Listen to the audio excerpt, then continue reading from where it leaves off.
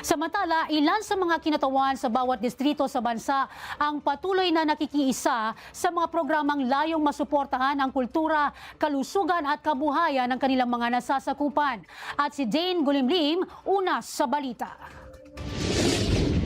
Personal na nakiisa sa send-off ng Kalibungan Festival bilang paghahanda sa isasagawang Sinulog 2026 si Cotabato 3rd District Representative Samantha Santos upang ipakita ang buong suporta sa mga artista, mananayaw at cultural bearers ng lalawigan. Bitbit ang ipinagmamalaking makukulay na kultura, kasaysayan at diwa ng Cotabato na handang ipamalas bilang isa sa pinakamalaking pista sa bansa.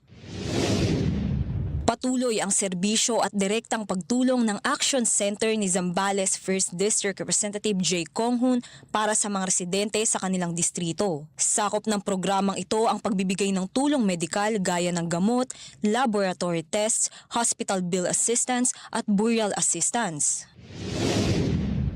Formal namang na-turn over ang isang flood control project sa Barangay Bayan, Marihatag, Surigao del Sur. Layunin ng proyekto na maprotektahan ang buhay, kabuhayan at ari-arian ng mga residente laban sa pagbaha. Ayon kay Surigao del Sur 1st District Representative Romeo Momo Sr., patuloy pang palalakasin ng proyekto kasabay ng iba pang infrastruktura tulad ng mga paaralan at kalsada.